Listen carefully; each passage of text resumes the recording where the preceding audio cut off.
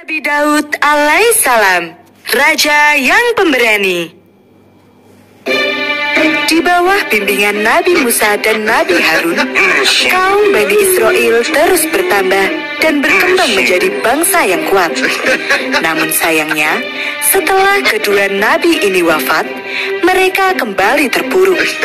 Tidak ada lagi sosok kuat yang bisa memimpin dan membimbing mereka. Satu persatu, ajaran Nabi Musa pun mulai ditinggalkan. Pada waktu itu, ada satu negara yang dipimpin oleh raja yang sangat kejam. Dia adalah Raja Jalut. Dia dan pasukannya suka sekali menyiksa kaum Bani Israel. Kita harus memiliki raja yang kuat jika ingin menang melawan Raja Jalut, kata salah satu pemimpin Bani Israel.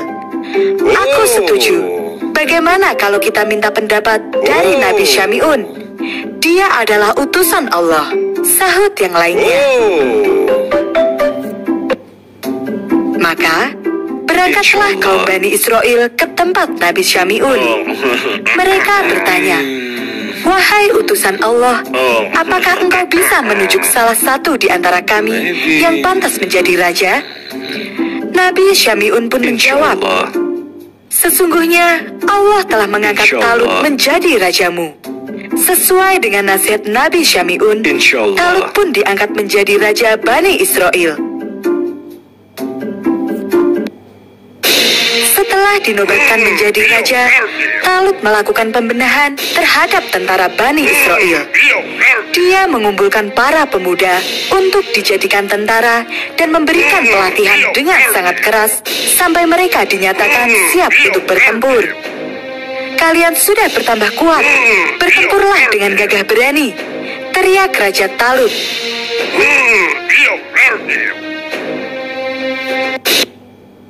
Pertempuran demi pertempuran terus berlangsung. Namun, pasukan Raja Jalut tidak mudah untuk dikalahkan. Kaum Bani Israel pun terus-menerus merekrut prajurit baru. Pada suatu kesempatan, Nabi Daud meminta izin kepada ayahnya untuk diperbolehkan ikut berperang. "Tidak, engkau masih kecil. Tunggulah sampai engkau dewasa," kata sang ayah. Suatu hari, Nabi Syami'un melihat Nabi Daud kecil yang sedang menggembala domba. Dia pun bergegas menemui Raja Talut dan berkata, "Wahai Talut, sesungguhnya aku melihat pada diri Daud kemampuan untuk mengalahkan Jalut. Karena itu, ajaklah dia untuk berperang." Raja Talut pun langsung meminta Nabi Daud ikut bergabung ke dalam pasukan Bani Israel.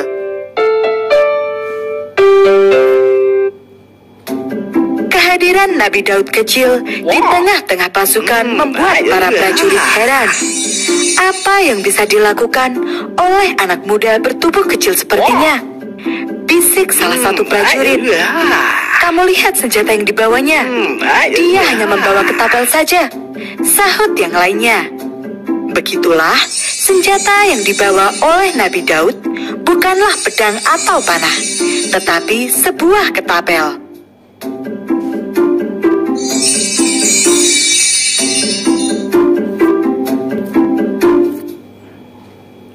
Sebelum berangkat ke medan perang, Raja berpesan, "Nanti di tengah jalan akan ada sebuah sungai. Jika kalian haus, ambillah segenggam saja. Bagi siapa yang melanggar, dia bukanlah bagian dari pasukanku." "Siap, Raja," teriak para prajurit. Rombongan Raja Talut pun mulai berangkat ke medan perang. Setelah jauh berjalan, mereka pun tiba di tepi sungai yang dimaksud oleh Raja Talut. Para prajurit bergegas ke tepi sungai untuk minum. Sayangnya, banyak di antara mereka yang melanggar perintah dari Raja. "Bukankah Raja telah berpesan untuk minum segenggam tangan saja?" tegur salah satu prajurit kepada rekannya. "Aku masih haus. Air segenggam tangan tidak akan cukup," jawabnya. Ketika waktunya telah tiba, Raja Talut memimpin pasukannya kembali. Mereka yang minum air sungai berlebihan tiba-tiba saja merasa takut dan lemas. "Aku tidak mau mati," gumam mereka. Akhirnya, raja pun meninggalkan sebagian pasukannya. Akibatnya, pasukan Raja Talut hanya tersisa sedikit, dan di antara mereka ada Nabi Daud kecil. Dia mematuhi perintah rajanya dengan baik. Di tengah peperangan, Nabi Daud berhadapan langsung dengan Raja Jalut yang bertubuh sangat besar. "Kamu berani melawanku? Bahkan rajamu saja sudah kalah," kata Raja Jalut. Nabi Daud tidak gentar. Dia mengambil satu batu kecil, memasangnya ke ketapel, dan mulai membidik ke arah Raja Jalut. Atas izin Allah, batu kecil itu tepat mengenai kening Raja Jalut dan membuatnya roboh.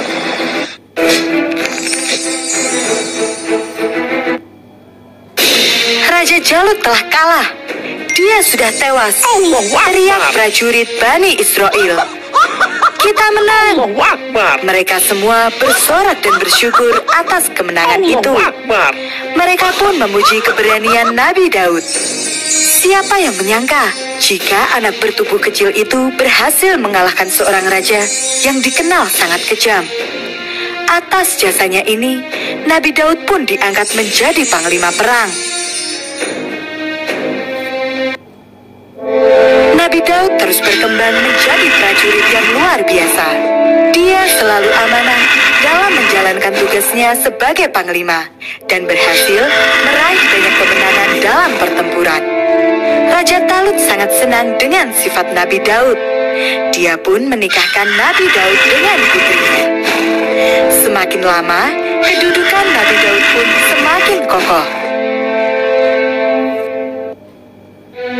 Ketika Raja Talut wafat, kepemimpinan diteruskan oleh putranya. Namun sayang sekali, dia bukan sosok pemimpin yang baik.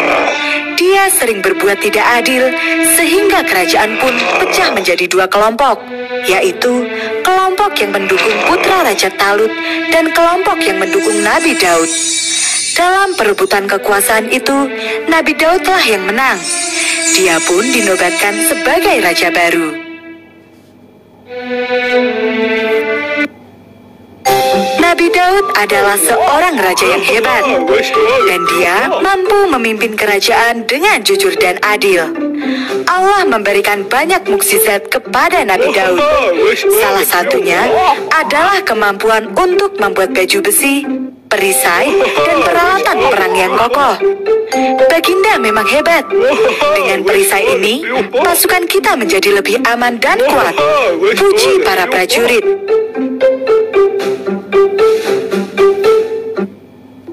Ketika berusia 40 tahun, Allah mengangkat Nabi Daud alaihissalam menjadi nabi serta rasulnya. Kemudian, Allah menurunkan kitab Zabur sebagai pedoman hidup untuk kaum Bani Israel. Kitab suci ini berisi tasbih dan pujian kepada Allah, kisah umat terdahulu, dan berita nabi-nabi yang akan datang. Berita tentang nabi akhir zaman, yaitu Nabi Muhammad SAW pun ada di dalam kitab Zabur ini.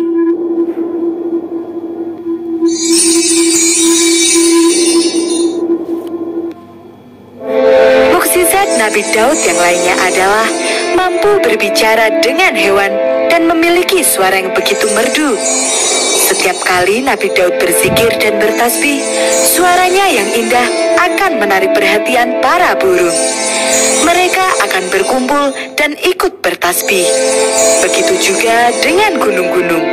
Semuanya tunduk dan ikut bertasbih bersama Nabi Daud.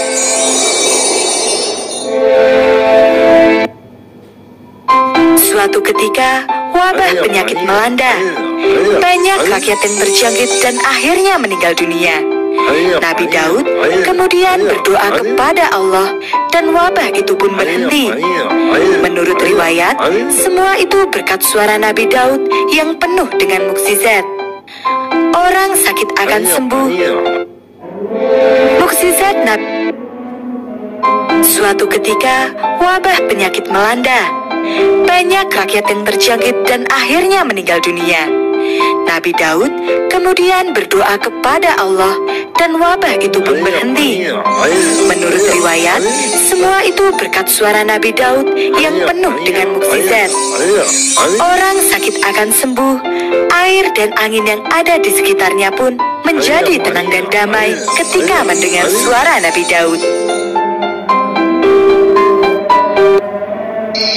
Sebagai bentuk rasa syukur kepada Allah Subhanahu wa Ta'ala, Nabi Daud mengajak putranya Sulaiman untuk membangun sebuah masjid yang kemudian diberi nama Baitul Maqdis.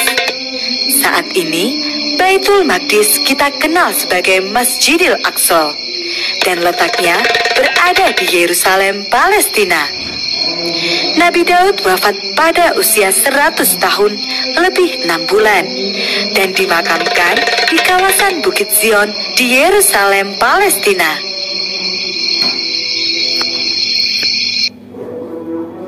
Nabi Daud adalah seorang nabi yang amalan sholat dan puasanya sangat disukai Allah.